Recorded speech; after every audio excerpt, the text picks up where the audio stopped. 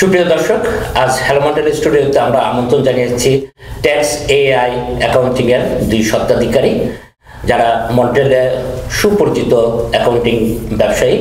পরিচয় করিয়ে দেব তাদের দুজনের সাথে, জানতে চাইব তাদের অভিজ্ঞতা অ্যাকাউন্টিং নিয়ে। অন্তত এই 2 মাস আগে যে পার্সোনাল ট্যাক্স সিজন শেষ হলো সেটির অভিজ্ঞতার কথা শুনবো এবং যদি কোনো মজার ঘটনা থাকে সেটিও আমরা শুনবো। পরিচয় করিয়ে দিচ্ছি দর্শক, আমার ডান দিকে রয়েছেন জনাব রবিউল হাসান এবং তার পাশে রয়েছেন জনাব আসাদ রহমান। শুরুটা রবি ভাই আপনাকে দিয়ে করতে চাই। এবার যে ট্যাক্স সিজন শেষ করলেন, যদিও 2 মাস আগে ট্যাক্স সিজন শেষ হয়েছে, কিন্তু তার এখনো কিন্তু ক্লায়েন্ট আমার মনে হয় আসছে। হ্যাঁ, আসলে কিছু কিছু মানুষ আছে যারা মনে করেন যে ট্যাক্স রিটার্নের একটা টাইম থাকে যে মার্চ এবং এপ্রিলের মধ্যে যারা ট্যাক্স রিটার্ন করে তাদেরকে হয়তো উইদাউট পেনাল্টি ইন্টারেস্টে ট্যাক্স রিটার্ন মানুষ সাধারণত করে থাকে আর কি। আর কিছু কিছু মানুষ আছে যে যারা চিন্তা করে যে না, আমরা ট্যাক্স রিটার্নের সময় আমাদের পে করতে হয় না এবং আমরা ধীরে সুস্থে আমাদের মতো করে আমরা আসবো, এবং তারা এখন আসতেছে এবং আসে সবসময়ের জন্য তারা আসে এবং তারা জানে। এবং আরো কিছু আছে যে যারা পে করে এবং তারাও চিন্তা করে না ধীরে সুস্থে আসবো, আমি আমার মতো করে করবো, তারা ওর মতো নাই আর কি। তারাও আসে। আচ্ছা, অভিজ্ঞতা কেমন হলো বলেন? অনেক তো নতুন মানুষ আসছে। হ্যাঁ, তো এবারের অভিজ্ঞতাটা একটু অন্যরকম। সেটা হচ্ছে যে এবার নিউ কামারদের আধিক্যতাটা খুব বেশি ইসের থেকে আর কি, পুরোনোদের থেকে আর কি। পুরোনো তো আছেই, বাট নিউ কামার আসছে প্রচুর, এবং তারা তো আসলে ট্যাক্সের সাথে পরিচিত না এবং তারা হঠাৎ করে এসে দেখে যে ট্যাক্স রিটার্ন করতে হয়, ট্যাক্স রিটার্ন করলে টাকা পাওয়া যায় মানুষের কাছ থেকে শুনে। এবং মজার ব্যাপার হচ্ছে যে অনেকেই যেটা বলে আর কি যে ট্যাক্স রিটার্ন করলে ওয়েলকাম কানাডা নামে একটা টাকা দেয়।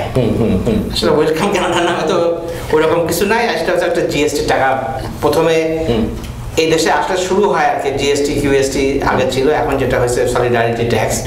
যদিও সলিডারিটি ট্যাক্সটা একটা সার্টেন পিরিয়ড থাকার পরে দেয়, 18 মাস হওয়ার পরে, কিন্তু জিএসটি টাকাটা পায়। তো ওই জিএসটি টাকায় কিছু মানুষ এটাকে অন্যভাবে দিয়ে করছে যে এটা ওয়েলকাম কানাডা। আসলে এরকম কিছু নাই, ওই জিএসটি টাকায়। কিন্তু মজার ব্যাপার হচ্ছে যে অনেকে কিছু মানুষজন এসে বলা শুরু করছে যে তোমার জিএসটি টাকা এনে দেবো, আমাদের এত টাকা দিলে আমরা করে দেবো আর কি। এরকম শুনছি আর কি করছে, তার জন্য এক্সট্রা পেও করছে তারা। আবার আসলে ট্যাক্স রিটার্নের সাথে ট্যাক্স রিটার্ন করার সাথে সাথেই জিএসটিটা অ্যাপ্লাই করা হয়ে যায় অটোমেটিক্যালি, আলাদা করা লাগে। বাট মানুষ তো আসলে সচেতন হতে সময় লাগে, কিন্তু তার মধ্যে তারা এই ধরনের কিছু মানুষের ইসের মধ্যে পড়ে যায় আর কি, পড়ছে আর কি, দেখছি আমাদের। আচ্ছা রবি ভাই, আপনার কাছে আবার আসবো। আচ্ছা ভাই, আপনার যদি কোনো মজার অভিজ্ঞতা থাকে। ধন্যবাদ বাবু ভাই, ধন্যবাদ এনআরবি টিভিকে আমাদের এখানে আমন্ত্রণ জানানোর জন্য। মজার অভিজ্ঞতা তো আসলে অনেক বাবু ভাই, এটা তো বলে শেষ করা যাবে না। এবং বিশেষ করে রবি ভাই অলরেডি বলে ফেলছে যে আমাদের নতুন যারা আসছে বাংলাদেশ থেকে, তাদের বেশিরভাগই আসলে ট্যাক্স শব্দটার সাথেই পরিচিত ছিল না, এবং তারা এসে অনেক নানান ধরনের ক্লেম করে, নানান ধরনের কথা বলে। বাংলাদেশ না শুধু, আরও অনেক শ্রীলঙ্কা, ইন্ডিয়া, অ্যারাবিক বিভিন্ন দেশ থেকে যারা আসে এটা হয়। এবং রবি ভাই বলবে, শেয়ার করবে, আমাদের এখান থেকে ট্যাক্স রিটার্ন করে গিয়ে অ্যাস্ট্রোলজিস্টের কাছে গেছে, হাত দেখাইছে। অ্যাস্ট্রোলজিস্ট হাত দিকে বলছে অ্যাকাউন্টেন্ট ট্যাক্স ঠিক মতো করে নাই, তোমার আরও টাকা বেশি পাওয়ার কথা। হ্যাঁ, তারপরে সে আবার সেটা নিয়ে আইসে আমাদেরকে বলছে যে অ্যাস্ট্রোলজিস্ট হাত দিকে বলে দিয়েছে তোমরা ঠিক মতো করো নাই। অ্যারাবিক না, সেই ভদ্রলোক অ্যারাবিক। আর আমাদের কমিউনিটির ভিতরেও অনেক মজার মজার ঘটনা আছে, যেমন এসে মনে করেন ওই যে ওয়েলকাম কানাডা যেটা রবি ভাই বললো সেটা বলে, তারপরে বলে আমার সাথে আমরা একসাথে দুজন আসছি, একসাথে ছিলাম, ও $2200 পেয়ে গেল, আমি 1 টাকাও পেলাম না। হ্যাঁ, কেন পেলাম না? আপনারা ভুল করে ফেলছেন। হ্যাঁ, আবার অনেকে এসে বলে যে আমার তো এটা পাওয়ার কথা, এইটা আমার পাওয়ার কথা, আমি এটা কেন পেলাম না। মানে নানান ধরনের উদ্ভট মানে কোয়ারিজ গুলো করে। তো তাদেরকে ট্যাক্সের বিষয়টা বুঝাইতে গেলে ও বোঝার জন্য যেটুকু জ্ঞান দরকার সেই জ্ঞানটুকু সে এখনো অর্জন করে না। তো যেই কারণে আমরা আসলে তাদেরকে চেষ্টা করলেও ব্যর্থ হই। আমরা চেষ্টা করি বাট ব্যর্থ হই। যেমন ধরেন একটা মজার ঘটনা, এক দম্পতি রিসেন্ট আসছে, তারা বাংলাদেশে অ্যাকাউন্টিং পেশায় ছিল, এইখানে আসছে, আসার পরে তারা 2টা অ্যাকাউন্টিং ফার্মে গেছে, থার্ড ফার্ম আমরা। আচ্ছা, আমাদের ফার্মে আসছে, আসার পরে তারা 3 বছর হয়েছে কানাডা আসছে। আচ্ছা, এবং 3 বছর তারা ট্যাক্স রিটার্ন করে নাই। তো সে আসলে পারচেজ করতেছে সার্ভিসটা, থার্ড ফার্ম আমরা। আমাদের কাছে আইসা বললো যে ভাই আমরা নতুন আসছি, 3 বছর হলে এখন পর্যন্ত ট্যাক্স রিটার্ন করি নাই। তো আমরা 2টা ফার্মে গেছি অ্যাসেস করতে যে ট্যাক্স রিটার্ন করলে আমরা কত টাকা পাবো। আচ্ছা, তো বিষয়টা একটা আশ্চর্য মনে হয়েছে যে ট্যাক্স রিটার্ন করলে কত টাকা পাবে সেটা অ্যাসেস করার জন্য সে ফার্মে ফার্মে ঘুরতেছে তার ওয়াইফকে নিয়ে। এবং তখন আমি বললাম যে তার আপনি যেখানে গেছেন ওরা আপনাকে কিছু বলছে কিনা অ্যাসেস করে আপনার পেপার দেখে? তো বলছে হ্যাঁ, আমাকে বলছে $25,000 ওয়ার্ক প্রিমিয়াম আমি পাবো, আপনি কত আইনে দিতে পারবেন? তো এইটার আসলে তো উত্তর বাবু ভাই আপনিই বলেন, আপনি তো অ্যাকাউন্টেন্ট, এইটার কি কোনো উত্তর হয় যে 3 বছর আসছে সে ট্যাক্স রিটার্ন করলে $25,000 সে ওয়ার্ক প্রিমিয়াম পাবে? আমাকে বলতেছে আপনি কত এনে দিতে পারবেন?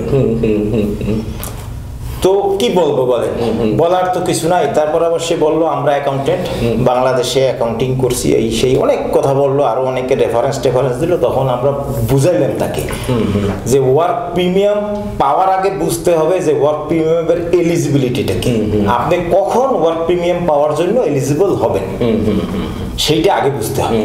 যেমন এখন যে জুলাই মাসের যে 4 তারিখে সবাই জিএসটি পাওয়ার কথা অনেকে পায়নি, এবং যারা বিশেষ করে নতুন যারা আসছে তারা পায়নি, তাদেরকে সিআরএ চিঠি দিচ্ছে যে ওয়ার্ল্ড ইনকাম ডিক্লেয়ার করার জন্য। তো এরকম অভিজ্ঞতা নিশ্চয়ই আপনাদেরও আছে। আছে আছে, এটা তো রবি ভাইয়ের আছে, আমারও আছে। আচ্ছা, রবি ভাই বলেন এটা। না, এরকম মানুষ তো আসলে যারা নতুন বিশেষ করে তাদেরকেই এই চিঠিটা দেয়, যারা পুরনো তাদেরকে আর দিবে না। এটা ফার্স্ট টাইম। এটা যখন আসছি এখানে যে ইমিগ্রেন্ট, তখন আমাকেও বলছে যে তুমি যেই বছরে আসছো সেই বছরের আসার আগ পর্যন্ত তোমার যা ইনকাম ছিল সেটা দাও, তার আগের বছরটাও চায়। আসলে ট্যাক্স জিএসটি ক্যালকুলেশন করার জন্য প্রিভিয়াস 2 ইয়ার্স এর ইনকামটা ওরা দেয়, বেস করে আর কি। সেটা যদি এই দেশে থাকে এই দেশের, আর বাইরে থাকলে সেটারও কাউন্ট করে আর কি। এই যে নর্মাল চিঠি দেয় এটা। তো এখন এই সমস্ত চিঠি তো যারা নতুন আসে তারা পাবেই, এটা পায়ও তারা। তখন তারা আসলে পুরো চিঠিটা হয়তো বা তারা জানেও না, তারা না পুরোটা না পড়ে বলে যে এরকম আমার তো ফ্যামিলির সমস্ত ইনফরমেশন চাচ্ছে, হ্যাঁ, তো এখন এগুলো তো আপনারা ভুল করছেন, আপনারা দেন নাই, হ্যাঁ, তো এরকম বলে মানুষ। তো আসলে তাদের সাথে আমার এটা নিয়ে কোনো আর্গুমেন্টে যাই না, তাদেরকে জাস্ট বলি যে ঠিক আছে তোমার চিঠিটা দাও, এটা একটা লেটার লিখতে হবে যে তোমার কত ওয়ার্ল্ড ইনকাম, এগুলো জানানোর পরে তোমার যে জিএসটির অ্যামাউন্টটা এই জুলাই মাসে পাওয়ার কথা ছিল এই অ্যামাউন্টটা তোমাকে দিবে, বাট এটা দেবে নেক্সট পিরিয়ড যেটা অক্টোবরে হবে, দুটা কম্বাইনলি দিয়ে দেবে আর কি। তো চিন্তার কিছু নয়, আমরা রেডি প্রিপেয়ার করে দেবো, তোমরা এটা নিয়ে পোস্ট করে দিলেই হবে আর কি। তারপরে স্যাটিসফাইড হয়ে তারা চলে যায়। তো আসলে এরা তো নতুন, এরা জানে না, না জেনে 10 জন এক জায়গায় বসে মনে করেন একজন বলে যে আমার তো চিঠি আসে না, আমার তো টাকা দিয়ে দিছে অলরেডি গভর্নমেন্ট।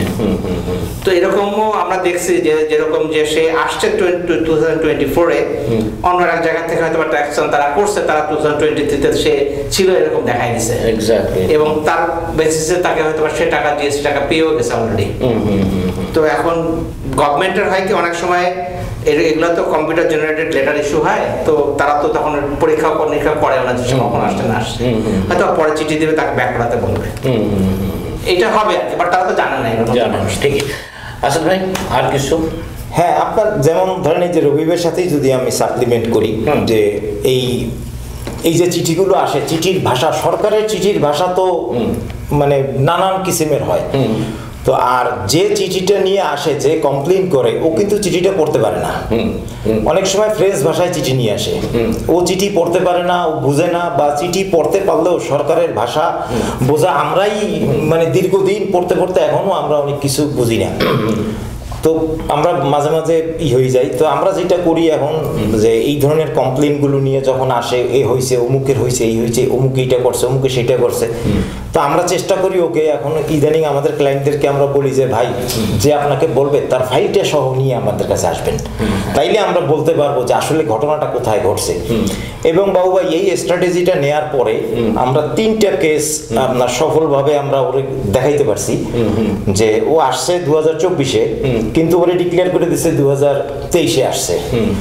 স্ত্রী আছে বাংলাদেশে, দেখাই দিয়েছে স্ত্রী আছে কানাডায়। তো এখন এইখানে যখন ওই ফাইল নিয়ে আসে তখন আমরা কম্পেয়ার করে ওদেরকে দেখিয়ে দিই যে এই জায়গাতে এইটা করায় ও তোমার থেকে বেশি পাইছে বা ও পায় নাই।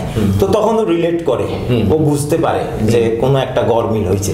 আর এটা আসলে আপনি তো জানেন আমাদের কমিউনিটিতে অনেক সিজনাল ট্যাক্স প্রিপেয়ারার তৈরি হয় ট্যাক্সের সিজনে, যারা এই কাজগুলো ক্লায়েন্ট হান্টিং এর জন্য করে, ট্যাক্স পরবর্তী সময় তাদেরকে আর পোস্ট ট্যাক্স সার্ভিসের জন্য খুঁজে পাওয়া যায় না, তখন এই জিনিসগুলো বেশি রিয়ালাইজ হয় আমাদের মাঝে।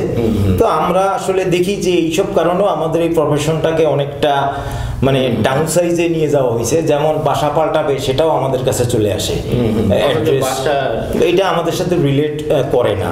শেল্টার অ্যালাউন্সের ফর্ম পাঠাই দিল, গভর্নমেন্ট নিয়ে আসে ফিল আপ করে দেন, কারণ আপনার কাছে ট্যাক্স রিটার্ন করছি, গভর্নমেন্টের যা ফর্ম আসবে সব আপনারই ফিল আপ করে দিতে হবে। মানে বিষয়টা এরকম যে হলো আপনি আমার অ্যাকাউন্টেন্ট, আমার বাসা চেঞ্জ করতে হবে, যা কিছু করতে হবে সব আপনি করবেন। এখন আমার তো আওয়ারের মূল্য আছে। হ্যাঁ, এখন আসলে আমরা যে এই কমিউনিটিকে যে এইভাবে আমরা সার্ভ করতেছি, এইটা কিন্তু আসলে কেউ অ্যাকনোলেজ করে না, এবং এইটার তো আমরা কোনো অ্যাকনোলেজমেন্ট বা অ্যাপ্রিসিয়েশন কিছুই পাই না। এবং আরেকটা জিনিস আমি একটু ইন্টারফেয়ার করে বলি আসাদ ভাই, যে এখানে আমাদের পার্ক এক্সটেনশনে গ্রিক অ্যাকাউন্টেন্ট আছে বা অন্য কমিউনিটির অ্যাকাউন্টেন্ট আছে।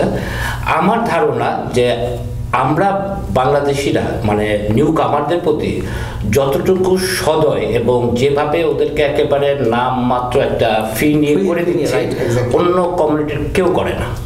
এটা আমাদের কথাও শুনতে হয়েছে যে আমরা শুধুমাত্র বাঙালিদের জন্য, নিউ কামারদের জন্য কেন $25 ট্যাক্স করি, অন্য কমিউনিটির জন্য কেন করি না, আমরা ডিসক্রিমিনেশন করতেছি, কথা শুনছি আমরা। বাট আমরা বলছি যে আমরা আমাদের নিউ কামাররা এই অবস্থায় আসছে এবং তারা এই অবস্থায় থাকে, এই ধরনের জীবন সংগ্রাম তারা করে, তাদেরকে হেল্প করার বিকল্প কাজ পায় নাই, তাদের অর্থনৈতিক অবস্থা সবকিছু আসে নাই, সব বাস্তবতা মিলে যে অবস্থা হবে তাই না, আমাদের করতেই হচ্ছে। আসলে কথা বলতে খুব ভালো লাগছিল, বাট সময় বলছে আমাদেরকে শেষ করতে হবে। আমাদের স্টুডিওতে আসার জন্য রবি ভাই আপনাকে অসংখ্য অসংখ্য ধন্যবাদ, এবং আসাদ ভাই আপনাকে অসংখ্য অসংখ্য ধন্যবাদ। আপনার সাথে কথা বলে আমাদের সবারই ভালো লাগছে, এবং আশা করি হয়তো ভবিষ্যতে কোনো এক সময় আবার কথা বলবো, আড্ডায় বসবো আমরা। অনেক ধন্যবাদ, অনেক ধন্যবাদ।